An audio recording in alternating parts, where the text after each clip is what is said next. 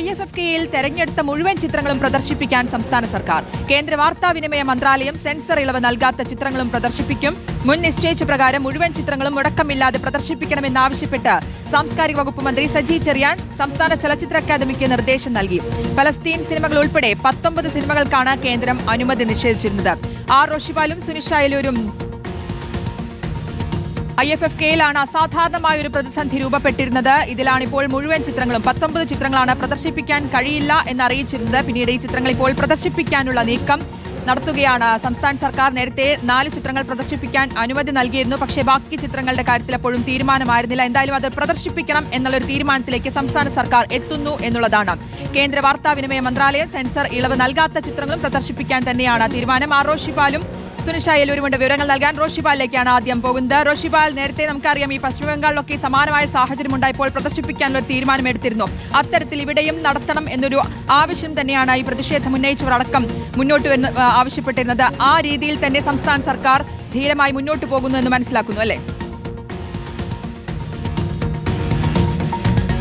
ഈ IFFK പുരോഗമിക്കുമ്പോഴാണ് 19 ചിത്രങ്ങൾക്ക് അനുമതി കേന്ദ്ര വാർത്താ വിതരണ മന്ത്രാലയം നിഷേധിച്ചത്.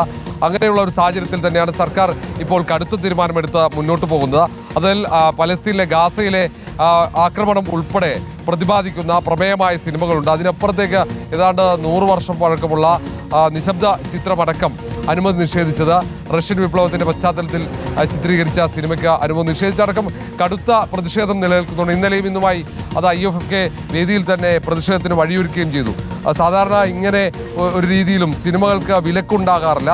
ഇത് അത്ര നല്ലതല്ല. IFFK-യുടെ തകർച്ചയ്ക്ക് അത് വഴിയൊരുക്കും എന്ന വിലയിരുത്തലാണ്. അതുകൊണ്ട് തന്നെയാണ് സർക്കാർ ഇക്കാര്യത്തിൽ കടുത്ത തീരുമാനം. നേരത്തെ ചലച്ചിത്രമേള നടക്കുമ്പോൾ പശ്ചിമബംഗാളിലും സമാനമായ സാഹചര്യം ഉണ്ടായപ്പോൾ അവിടെ മമതാ ബാനർജിയാണ് കടുത്ത നിലപാടെടുത്ത് കേന്ദ്ര സർക്കാരിന് വിലക്ക് ലംഘിച്ചുകൊണ്ട് സിനിമകൾ പ്രദർശിപ്പിച്ചത്. സമാനമായി തന്നെ ഏത് വിലക്കുണ്ടെങ്കിലും സിനിമകൾ പ്രദർശിപ്പിക്കുമെന്ന നിലപാടിലേക്ക് ഇപ്പോൾ സാംസ്കാരിക സിനിമാ വകുപ്പ് എത്തുകയാണ്. റോഷിപാലാണ് വിവരങ്ങൾ നൽകിയത്. സുനിഷ അയലൂർ കൂടിയുണ്ട്. സുനിഷ, നേരത്തെ മന്ത്രി സജി ചെറിയാൻ പറഞ്ഞൊരു കാര്യമുണ്ട്. ഈ രീതിയിലാണെങ്കിൽ അടുത്ത വർഷം മുതൽ മേള ഉണ്ടാകുമോ എന്ന് പോലും പറയാൻ കഴിയില്ല എന്നുള്ളത്.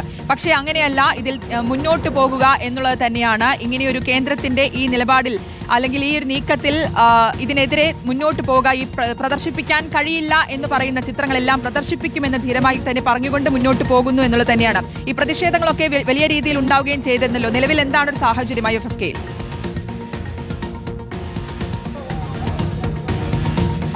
ശ്രുതി പറഞ്ഞതുപോലെയാണ്, വലിയ ആശങ്ക ആളുകളെ സംബന്ധിച്ചിടത്തോളം ഉണ്ടായിരുന്നു എന്നുള്ളതാണ്. ഈ സിനിമ കാണണമെന്ന് ആഗ്രഹിച്ചു വരുന്ന നിരവധി ഡെലിഗേറ്റ്സുകൾ ഉണ്ടായിരുന്നു. പക്ഷേ അവരെ സംബന്ധിച്ചിടത്തോളം ഇത് നടത്തില്ല. ഇതിൽ പ്രദർശനാനുമതി ഇല്ല എന്ന് പറയുമ്പോൾ സ്വാഭാവികമായും ആശങ്കയുണ്ട്.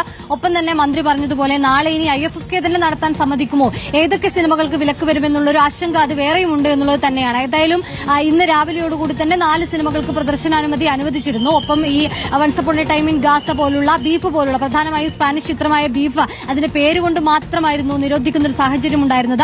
അത്തരത്തിലൊരു സന്ദർഭമൊക്കെ ഉണ്ടായിരുന്നു എന്നുള്ളതാണ്. ഏതായാലും ഇപ്പോൾ എല്ലാ സിനിമകളും പ്രദർശിപ്പിക്കണമെന്നുള്ളൊരു ആവശ്യം മുന്നോട്ട് വരികയാണ് എന്നുള്ളത് ഏറ്റവും ആശ്വാസകരമാകുന്നതാണ്. ഇപ്പോൾ മധുബാൽ നമുക്ക് കാണാൻ കഴിയും, ഇവിടെയുണ്ട്. സാറേ, ഇപ്പോ മന്ത്രി പറയുന്നു എല്ലാ സിനിമകളും പ്രദർശിപ്പിക്കും. സ്വാഭാവികമായും ചില സിനിമകൾക്ക് വിലക്കുണ്ടായിരുന്നില്ല. അത്തരത്തിലൊരു നീക്കം വേണമെന്നത് തന്നെയല്ലേ ആവശ്യം? തീർച്ചയായിട്ടും നമ്മൾ പറയില്ലേ, ഒരു ഫെസ്റ്റിവലിന്റെ ഭാഗമായിട്ട് ലോകപ്രശസ്തമായ ചലച്ചിത്രങ്ങൾ മുമ്പ് കാണിച്ചിട്ടുണ്ട്. പരശിപ്പൊട്ടങ്ങനെ പോലെ, ഔർ ഓഫ് ഫർണസ് പോലെയൊക്കെയുള്ള സിനിമകൾ കേരളത്തിൽ ഇതിനു മുമ്പും കാണിച്ചിട്ടുള്ള സിനിമകൾ തന്നെയാണ്. അത്തരം സിനിമകൾ ഒരു ആൾ ഓഫ് എ സഡൻ അത് കാണിക്കാൻ പാടില്ല എന്ന് പറയുന്നത് കൃത്യമായിട്ടുള്ള പൊളിറ്റിക്കലി കാര്യം തന്നെയാണെന്ന് ഞാൻ വിശ്വസിക്കുന്നുണ്ട്. മാത്രമല്ല, കഴിഞ്ഞ സുവർണചകോരം കിട്ടിയിട്ടുള്ള ചലച്ചിത്രങ്ങൾ ഇതിന്റെ കൂട്ടത്തിലുണ്ടായിരുന്നു. അതും വാജിബ് പോലെയുള്ള സിനിമകൾ ഇതിനകത്ത് ഇല്ല എന്ന് പറയുന്നു. അത് കാണിച്ച് ഇവിടുന്ന് അംഗീകാരം നേടിപ്പോയ ചലച്ചിത്രങ്ങളാണ്. അപ്പോൾ അതുകൊണ്ട് തന്നെ ആ സിനിമകൾ തീർച്ചയായിട്ടും കേരളത്തിലെ പ്രേക്ഷകരുടെ മുമ്പിൽ, ഇന്ത്യയിലെ പ്രേക്ഷകരുടെ മുമ്പിൽ, ലോകത്തിലെ പ്രേക്ഷകരുടെ മുമ്പിലേക്ക് കാണിക്കണം എന്ന് തന്നെയാണ് എന്റെ അഭിപ്രായം. അതിനെ അവർ ഭയക്കുന്നുണ്ട് എന്നുള്ളതാണ് ഇതിന്റെ കാരണം.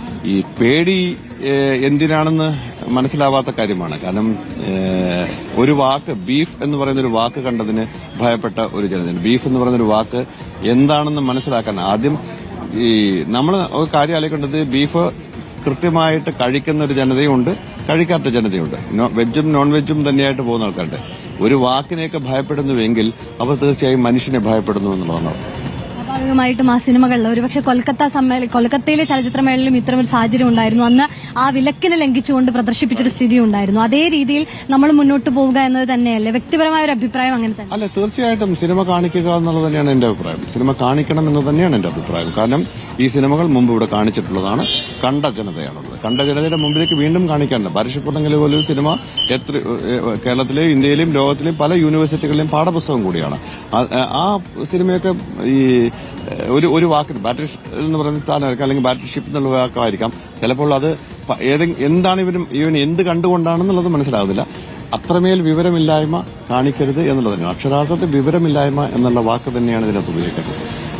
അതാണ് സിനിമാ മേഖലയിലുള്ളവർ, സിനിമയെ ഇഷ്ടപ്പെടുന്നവർ, ഈ സിനിമ കാണാൻ എത്തുന്നവർ, ഇവരെല്ലാം ആഗ്രഹിക്കുന്നത് ഇത് തന്നെയാണ്. ഇത്തരമൊരു വിലക്ക് വരുമ്പോൾ ആ വിലക്കിനെ ലംഘിച്ചുകൊണ്ട് സ്വാഭാവികമായും ആ സിനിമകളെല്ലാം തന്നെ പ്രദർശിപ്പിക്കണമെന്നുള്ളൊരു ആവശ്യമാണ്. കഴിഞ്ഞ ദിവസം വലിയ പ്രതിഷേധമടക്കം നമ്മൾ ഇവിടെ കണ്ടിരുന്നു. അന്ന് ഡിവൈഎഫ്ഐ കഴിഞ്ഞ ദിവസം പറഞ്ഞിരുന്നത് ഇത് ഇവിടെ പ്രദർശിപ്പിച്ചില്ല എങ്കിൽ തെരുവിൽ പ്രദർശിപ്പിക്കുന്ന തരത്തിലേക്ക് കാര്യങ്ങൾ നീങ്ങുമെന്നുള്ളതായിരുന്നു. ഇന്നും നിരവധി ആളുകൾ ഇത്തരത്തിൽ പ്ലക്കാർഡുകളുമൊക്കെ ഏന്തി ഈ IFFK വേദിയിൽ തന്നെ പ്രതിഷേധിക്കുന്ന കാഴ്ച കൂടി നമ്മൾ കണ്ടിരുന്നു. ഏതായാലും അതുകൊണ്ട് തന്നെ എന്താണോ ഈ കൊൽക്കത്തയിൽ നടന്നിരുന്നത്, കൊൽക്കത്തയിൽ അന്ന് മമതാ ബാനർജി ഇടപെട്ടുകൊണ്ട് ഈ സിനിമകളെല്ലാം പ്രദർശിപ്പിക്കാൻ എടുത്ത ആ സാഹചര്യം, അതേ രീതിയിൽ തന്നെ ഇപ്പോൾ ഈ സർക്കാരും ഇടപെടണമെന്നുള്ളൊരു ആവശ്യം അത് ശക്തമായി ഉയർന്നിരുന്നു. അതേ രീതിയിൽ തന്നെ ഇപ്പോൾ ഇതാ സജി ചെറിയാൻ തന്നെ പറഞ്ഞിരിക്കുന്നു. സജി ചെറിയാൻ ഈ ചലച്ചിത്ര അക്കാദമിക്ക് അത്തരം ഒരു നിർദ്ദേശം കൂടി നൽകിയിരിക്കുന്നു. സ്വാഭാവികമായും അങ്ങനെയെങ്കിൽ ഈ സിനിമകളെല്ലാം നിരോധിച്ച അല്ലെങ്കിൽ വിലക്കേർപ്പെടുത്തിയ ഈ 19 സിനിമകളും ഇനി വരുന്ന ഇന്നു മുതൽ ഈ IFFK വേദികൾ ഉണ്ടാകുമെന്നത് തന്നെയാണ് ആശ്വാസകരമാകുന്ന കാര്യം. നിശ്ചയിച്ചത് അതേ പ്രകാരം മുഴുവൻ ചിത്രങ്ങളും ഒരു മുടക്കവുമില്ലാതെ പ്രദർശിപ്പിക്കണം എന്നുള്ള കാര്യം തന്നെയാണ്. ഇക്കാര്യം